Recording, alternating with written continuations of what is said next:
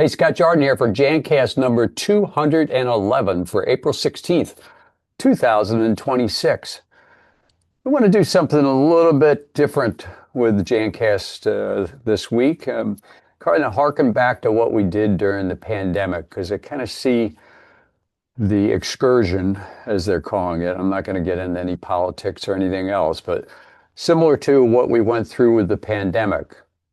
We don't know what's going to happen, anything else, but I want to kind of report as to where Bullen stands with everything that's going on as far as potential price increases, shortage of supply chain issues, all this kind of the same stuff we talked about before. And it's going to be a little bit different this time in that I don't think we're going to be running out of stuff quite as quickly as we did before because the need was outrageous back then. So let me tell you a little bit about a trip that I just took. So I have an RV and I towed it down to Jupiter, Florida about a month ago. When I left New Jersey, gas at the gas station I usually go to was $2.97 per gallon. Every time I stopped for gas on the way down and the way back, it went up. And I got gas last weekend, the exact same gas station, same fuel, same stats on the fuel. I didn't change from, super premium to something else. Gas was $4.23 per gallon. Well, that's not sustainable in any case, but how's that going to impact us with Bullen's products that we're making as well as you? So the first thing we're going to see from all of this is, and we've already seen it, is freight costs going through the roof. And then there's also fuel surcharges. Some of you don't see fuel surcharges, but sometimes when we get rates, we can get it with or without. And the fuel surcharge is something we've typically passed on to the customer. So we're seeing major increases in that area, and that's going to have a trickle down effect for a whole bunch of people. In Bullen's case, we're located just below Philadelphia, so we're on the East Coast. We do sell product nationwide and a half decent amount of business on the West Coast, but it's going to be much more problematic for us to be able to sell products geographically out of our market, particularly on the West Coast. I guess the good news, though, is those competitors of Bullen that do kind of the same thing on the West Coast, they're not going to be able to come to the East Coast. The big question is what happens with a company like Imperial Dade or some of these other large companies that sell on the basis of being able to supply nationwide with product. There are certain commodities, I guess, are easily obtained nationwide, but there are certain things like chemicals and cleaning products that are relatively regional. There's not a whole lot of chemical manufacturers, Bullen would be included, that has multiple locations around the country. So depending upon who's supplying some of those bigger companies, they're going to have a hard time because if their main source of supply for cleaning products is, let's say, in the Midwest, Chicago, that's going to be a major impact financially on them to be able to ship to the West Coast and to the East Coast. God forbid they have their major chemical supplier or whatever the particular commodity is located only on the West Coast, they're going to have a lot of trouble.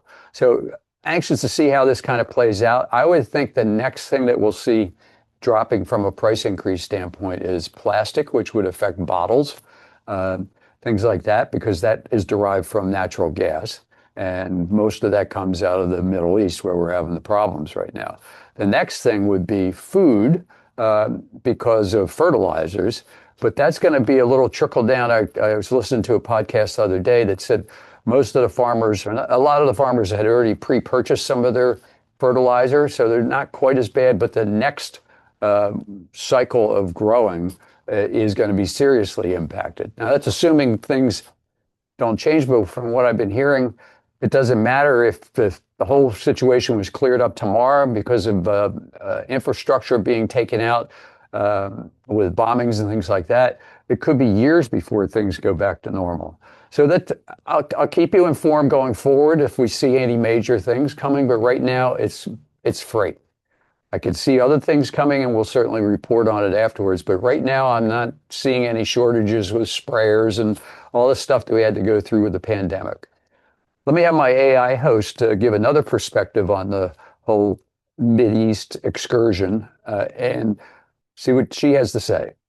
You've Excellent. probably noticed it at the checkout counter.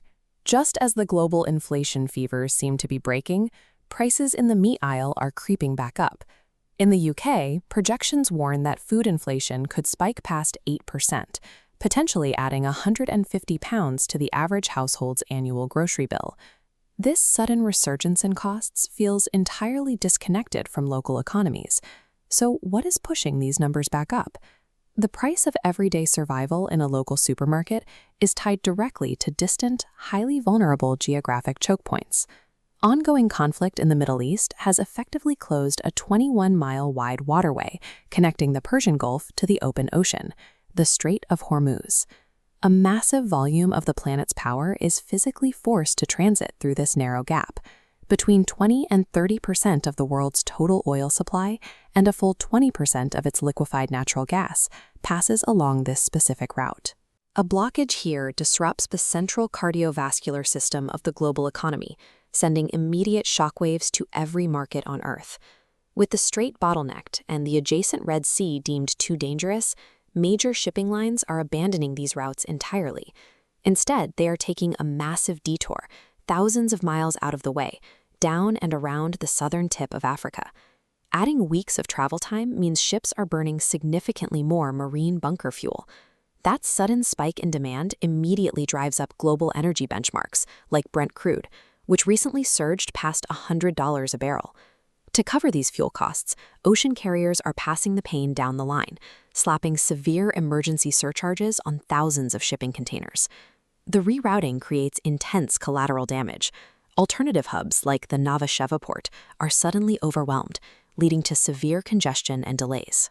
Higher shipping rates and surging energy prices instantly form a new baseline layer of inflation, infecting the transit cost of nearly every physical product. The disruption at sea has moved inside the factory gates, where a lack of raw materials is stalling production. 10% of the world's refined aluminum comes from the Gulf, and local smelters are shutting down. Meanwhile, Asian plastic producers are declaring force majeure because they can't get naphtha, a critical chemical feedstock. Qatar is a primary producer of helium, an element with an incredibly short shelf life in its liquid form. Without it, manufacturers cannot manage heat during the production of computer chips and medical imaging devices. This chart shows the S&P Global Purchasing Managers Index, detailing drivers of manufacturing input prices. Notice the sharp, sudden peaks on the energy costs and raw material costs lines following the outbreak of the conflict, marking the steepest price rises and supply delays since 2022. A modern, high-tech assembly line grinds to a complete halt if even one obscure chemical input fails to arrive. This chart illustrates how unpredictability breeds panic. The vertical spike represents worldwide factory input buying for safety stock, corporations hoarding raw materials out of fear. By aggressively buying whatever inventory is left, manufacturers squeeze a restricted supply, driving material costs even higher. This squeeze directly hits agriculture. The Gulf is the primary global source for the basic building blocks of modern fertilizer.